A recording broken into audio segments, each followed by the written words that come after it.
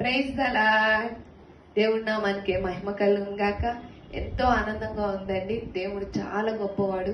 నిజమైన దేవుని మనం కలిగి ఉన్నాం. జీవం గల దేవుని మనం కలిగి ఉన్నందుకే వేలాది కోట్లాది స్తుతి స్తోత్రాలు చెల్లించుకుందామండి. ఎందుకు అంటారా? నూతన సంవత్సరంలోకి దేవుడు మహాకృపను బట్టి నూతన దయా కిరీటం ధరింపచేసి 2025 సంవత్సరంలోకి సంపూర్ణ సంతోషంతో మనల్ని అడుగు పెట్టించి ఉన్నాడు.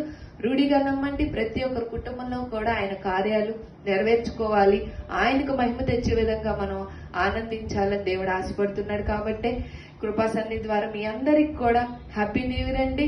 ప్రతి ఒక్కరి కుటుంబంలో కూడా దేవుడు మహాకృపను బట్టి ఏషియా 41 అధ్యాయం 10 ప్రకారం దేవుడు మాట్లాడుతూ మరింతగా మనల్ని అన్ని విషయాల్లో కూడా ఆయన నీతి అనే దక్షిణ హస్తంతో మనల్ని ఆదుకోవాలని దేవుడు స్వయంగా సెలవిస్తున్న వాగ్దానం అండి. నేను నీతో చెప్పి ఉన్నాను, నీకు తోడై ఉన్నాను, భయపడకము, నేను నీ దేవుడై ఉన్నాను, దిగులు పడకము, నేను నిన్ను బలపరుతును, నీకు సహాయం చేయవాడు నేనే, నీతి అను నా దక్షిణ హస్తంతో నిన్ను ఆదుకొందును అంటున్నాడండి. చూసారండి, అంటే మనల్ని భయపడద్దు అంటున్నాడు, దిగులు పడద్దు అంటున్నాడు, ఆయనే మనకు సహాయం చేస్తాను అంటున్నాడండి. చూసారండి ఎంత గొప్ప వాగ్దానమో.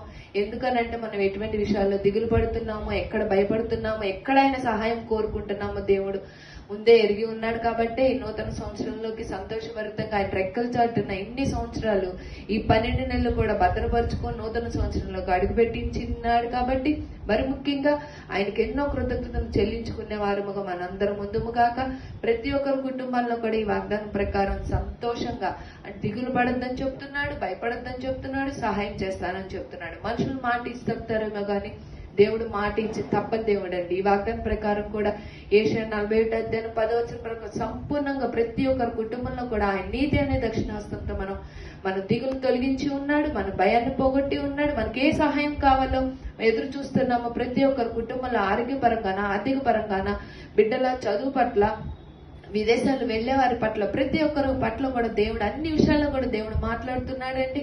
ఈ వాగ్దానం ప్రకారం ప్రతి ఒక్కరి కుటుంబంలో కూడా ఆయన మహిమ చూసేవారు. ఎందుకంటే నువ్వు దేవుని మహిమ చూస్తావు అని నేను, ఎందుకంటే యోహాను సువార్త 41 అధ్యాయం 11 స్పష్టంగా ఉందండి. ఎందుకనంటే దేవుడు మనం నమ్మినప్పుడే ఆయన మహిమ చూడగలమండి.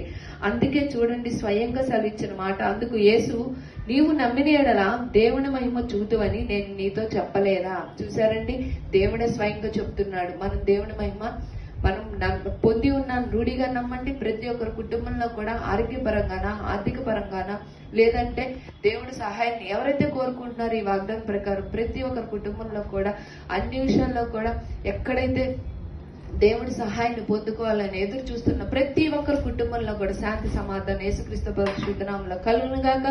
ప్రతి ఒక్కరి కుటుంబంలో కూడా ఆరోగ్యపరంగానే కాదు, ప్రతి విషయాల్లో కూడా చెడు వ్యసనాలు, బానిసతలను సంపూర్ణ యేసుక్రీస్తు పరిశుద్ధ విడుదల కలుగును గాక.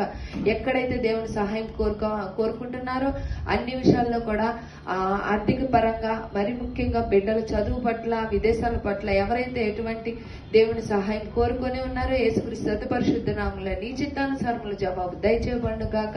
ఈ వాగ్దానం ప్రకారం ఆయన నీతి అనే దక్షిణ హస్తంతో మనల్ని ఆదుకొని ఉన్నాడు. రూఢిగా నమ్మండి. ప్రతి ఒక్కరి కుటుంబంలో కూడా అన్ని విషయాల్లో కూడా ఈ 2025 సంవత్సరంలో ఎక్కడైతే విషయాలు దేవుడి చిత్తానుసారంలో ఆయనకు సంతోషభరితంగా మనం జీవించే వారముగా, ప్రతి ఒక్కరి కుటుంబంలో ఆయన కార్యాలు పొందుకునే వారముగా మనం ముందుముగాక. అన్ని విషయాల్లో కూడా దేవుడు మనకు సహాయం చేసి ఉన్నాడు. రూఢిగా నమ్మండి. ఈ విషయాన్ని ప్రతి ఒక్కరి కుటుంబాల్లో కూడా సంపూర్ణంగా నెరవేర్చబడుగాక. 2025 సంవత్సరంలో అన్ని విషయాల్లో కూడా దేవుడు మనకు సహాయం చేసి ఉన్నాడు. ఈ కృపా సన్నిధి ద్వారా మరొక్కసారి happy new year. Thank you Jesus. God bless you అండి.